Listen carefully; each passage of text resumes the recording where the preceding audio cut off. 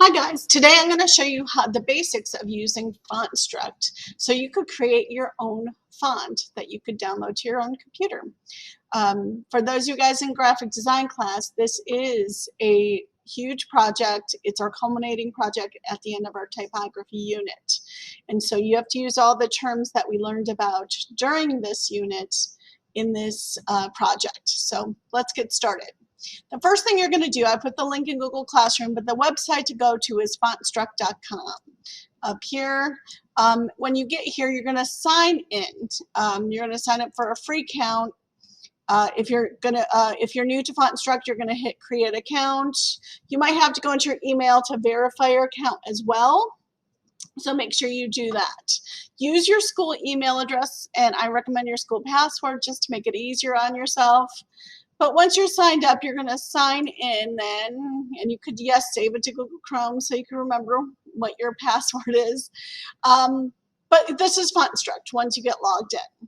The first thing, let's look at the navigation across the top. So the first thing you'll see is these little gray boxes. These are menus. So my Fontstruct are my favorites, things I'm creating, my font instructions, my fonts I'm creating right now. So these are my settings and all that other good stuff. We're going to talk about more about that in a second. There's also a gallery. The gallery, you could actually see other people's fonts that they've created from everywhere, all kinds of people all around the world.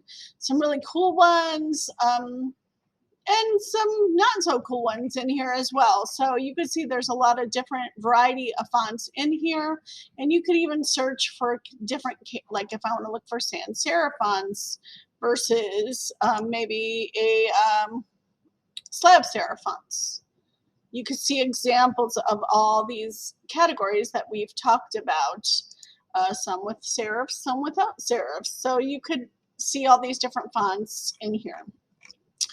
There's also a font structure. I really don't find that one useful. Same thing with live. There is a blog to get helpful hints, but the best place to go to if you're stuck or want to know how to get started is go to the support tab. And under get started here, it has some really good steps. Like these are the things everyone should know how to use, how to make your first font, how to work with the bricks, what are the tool palettes, and some keyboard shortcuts and other stuff. This is all really good information. It's usually quick. They have nice pictures, and they tell you really how to use each tool on here. But I'm going to go over the highlights for you right now. So the first place you're going to go to is you're going to go to My Fontstruct, and it will show you a list of any websites, or I'm sorry, not websites, a list of any fonts you've created in the past. So I've created a few of these. Some of them I haven't finished all the way, but some of them I've started. So you can see, and then this is the best part of any font is you create the name of it, like Game of Garza. There's one called Thor's Wife. There's Vivacious G, Pearl Jam Fan. I didn't make this one. That's an ad. Porch I started. Garzator was the first one I created, which you could see was not very good. And then I'm creating a new one now called Thor's New Wife. Okay. To create a new font, all you have to do is hit create new font instruction, and you could give it a name. You could change the name later if you would like, but I would pick a good name to begin with. So I'm going to call this one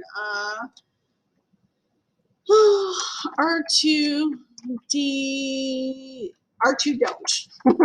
So I'm going to call this one R2 don't. And I'm going to call this one start Fontstructing.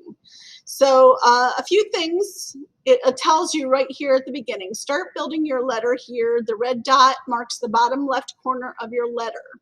So that would be the bottom corner of your letter. And you could go below the baseline and all that stuff, but you don't want to lose this red dot. There's a zoom little box. I usually move these tools off to the side just to give myself more room to work with. And this is the tools palette here. So I usually zoom out. And the reason I think this is really important is because I want to see smaller grids. Smaller boxes means you could add more flexibility to your letters and have more options about how it's going to curve or connect together. Again, it doesn't seem hard for like a L or an I, but when you get to letters like B or Q, they get real, or W, they could get very wide and complicated. So you got to figure out a few things when you're first starting. One of the things I also do is I use this little hand tool, and that will let you just move your page down, but it doesn't move anything. It just moves the paper down. It doesn't move any of your stuff.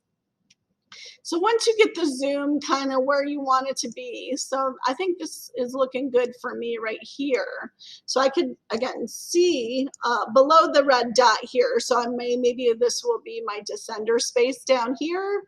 And then I got to figure out how high my letters are going to be. Where is the bottom letter going to go? Where's the top of the letters? Where's the X height going to go? Okay. And usually I turn on expert mode too, because this helps me make a few other adjustments in here. Then you have a few basic tools here. You have a pencil, you have an eraser, you have a grid where you could draw a rectangle like this and it'll fill in. And if you don't want it there, you could just erase it and it erases. And then you have a move tool, or is this a move tool? Or yeah, it lets you select stuff to copy and paste, which yes, you could copy and paste. And this is to make a line of stuff. So for instance, if I draw a line like going this way, it'll stretch it up and kind of figure out where it's going to go. Okay. Now, other things to know before you actually start getting started here, over on the left-hand side of the screen, these are your bricks, and these are the things you could do to build your letters. And then, and you'll see how they work. It's up to you how creative and visual you want to be with this. But some of these parts will go together in different ways. Down at the bottom of the screen are all your glyphs. And this is a new term. The word glyphs stands for each individual letter or character that makes up a font, a whole font family. So for instance, you have uppercase capital letters starting with A all the way through Z. Then you have your lowercase letters starting with lowercase a and all the way to lowercase z. Then you have space. Don't put anything on the space page because it's a space. But then you have your numbers, 0 through 9, and then you have punctuation marks. And you might even have to hit this little yellow arrow to see the rest of the punctuation marks. There's a lot of punctuation marks. So there's a lot, I think altogether about 76 or 80 glyphs that you have to create before you are done with your font. And yes, you have to create a glyph for all the glyphs on the list here for your font to be complete for this project. Okay, so another thing you could do, I want to point to you, is this menu up here. So you have the word menu and it has things like edit, undo. You could still edit, undo. You could also view things. I recommend you, I always turn on this one called adjacent characters, which I'll show you in a second. And I sometimes make sure to put on the grid and also turn on extra guides. And by my extra guides, you could actually move these over so you know how, like, maybe wide or how tall your letters should be, most of your letters should be. This is helpful just so you, like, it gives you space. And maybe you'll go outside of that from time to time, but most of your letters will stay contained in those guides. So I do recommend under view the guides as well as adjacent letters and the grid. There's also different pen types. There's simple, stacked, and cycle. There's also modify and some other things here, okay? There's also, notice the save button. The save button will turn red when you have stuff to save, okay? When you haven't done anything, when you haven't made any changes, it won't turn red. But as soon as you start to, like, I'm gonna pick one of these round ones here, and I'm gonna make some lines here. I'm gonna fill this in. And I'm on the letter A right now. And I'm just gonna, whoops, I made a mistake. That's okay. Everything is fixable because that's why there's a erase button here. And maybe I'm gonna make this a really fat A. Now I have to decide, are they going to be equal length, width on both sides? Is this fat enough? Do I need to make it fatter? Where's my X height going to be? So I'm going to make this actually a little fatter on this side.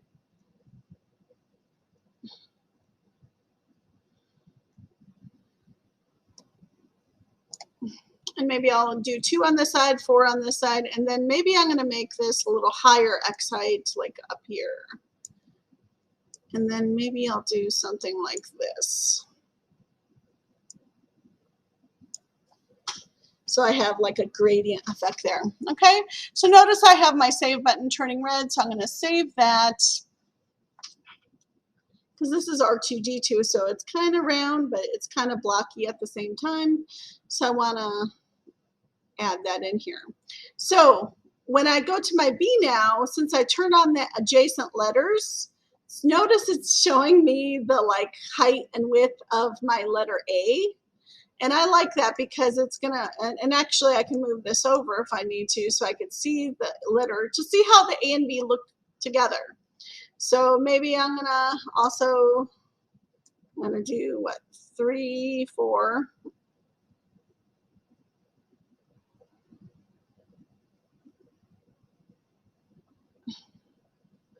And just fill this in.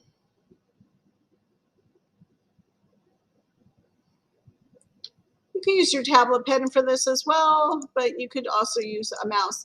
If you need regular mice, I have some over there by the sink in my room. So I'm going to try to make my letters kind of the same kind of look. So I'm going to come down the same amount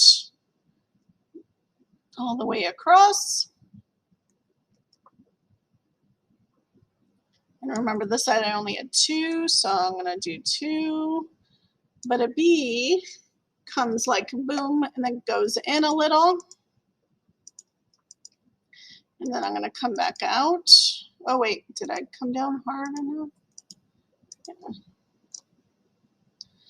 And I'll do 2 all the way down this way. And this one, oops.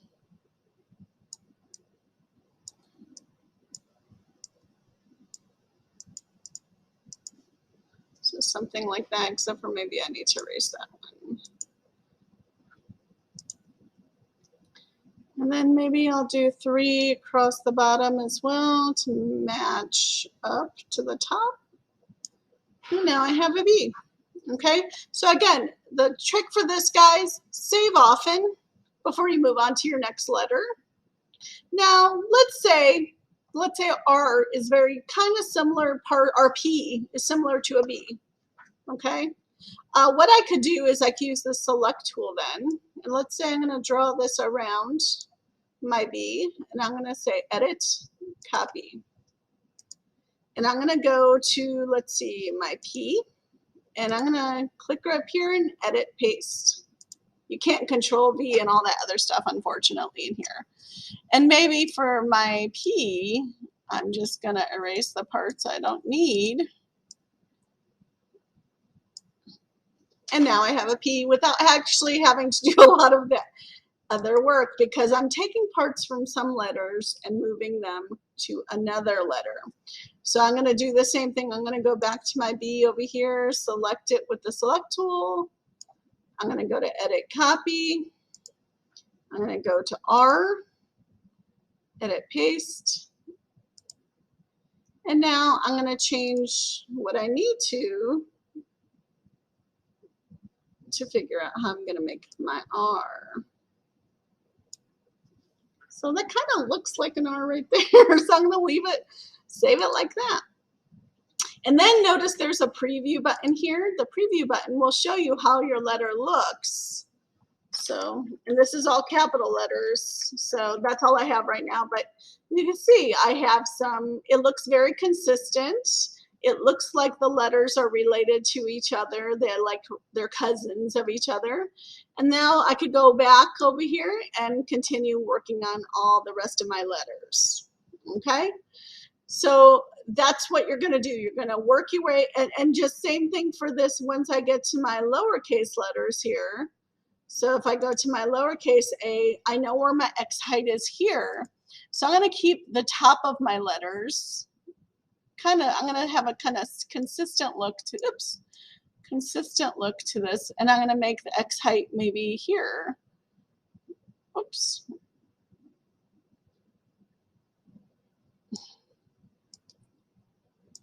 Erase that bottom. And then, so this is A. Oops, I probably should. Yeah,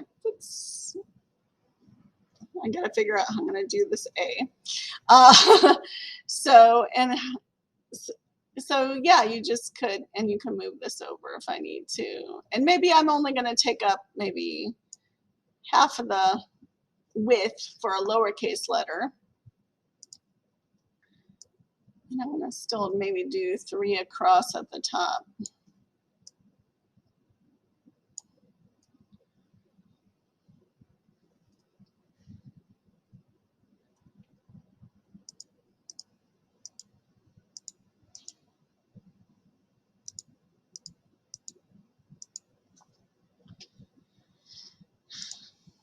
Something like that.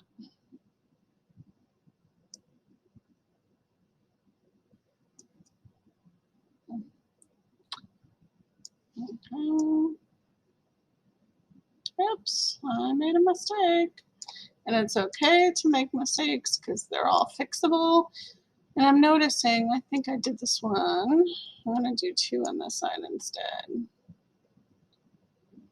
And I need to do something here to make it look a little rounder.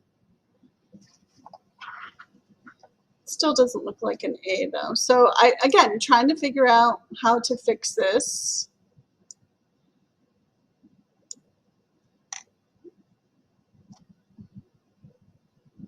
Oh, I know. I have to like maybe get rid of some spaces here. Okay, so you're going to find what works for you and move on.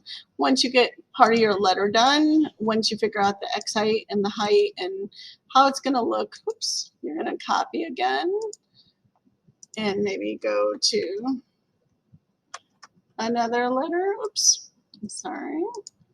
And maybe this one I'm going to flip. So if I'm going to go down here to modify, and I'm going to flip it horizontally. And then that way it's easier for me to just fill in, oops, what I need to. Maybe this is a B.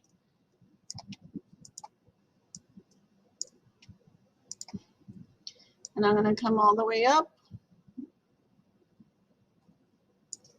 There, I have a B ready to go. And maybe I need to do that to make it look a little rounder in the corners. Okay. So again, save often. And again, you don't have to do the letters in order, but the trick is to go back and finish all the letters eventually. And let me go back to one of my other fonts. So that, sorry, I don't want to go there. I'm going to go Fontstruct it. So you will have all of your letters created over here. And then you have your lowercase letters as well. And then your symbols created. So that when you do preview it,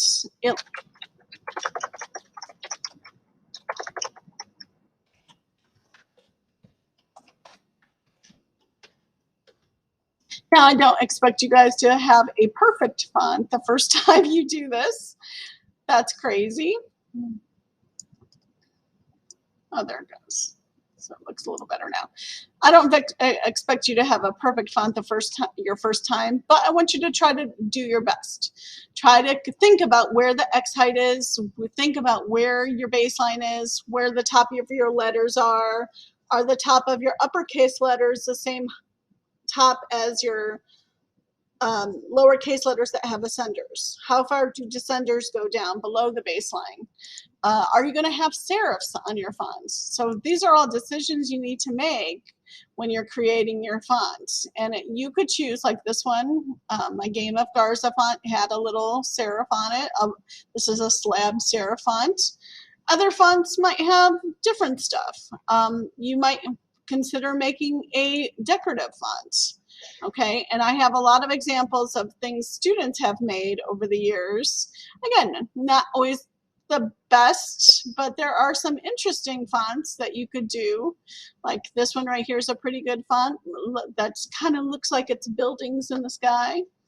Or like this one's made out of, looks like skyscrapers. Or this was a nice kind of half serify, half scripty font.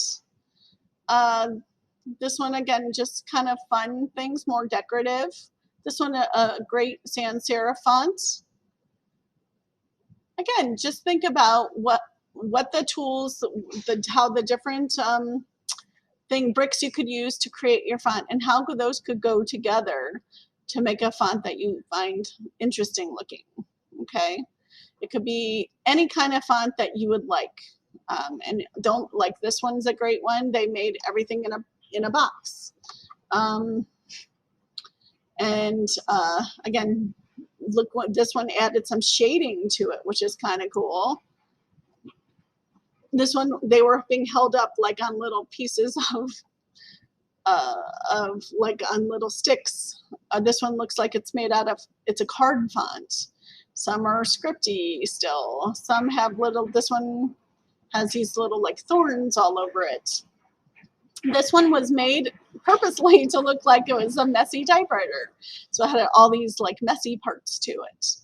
So the only limitation of this is your creativity. Okay, so you could be as creative with this, and I encourage you to do so.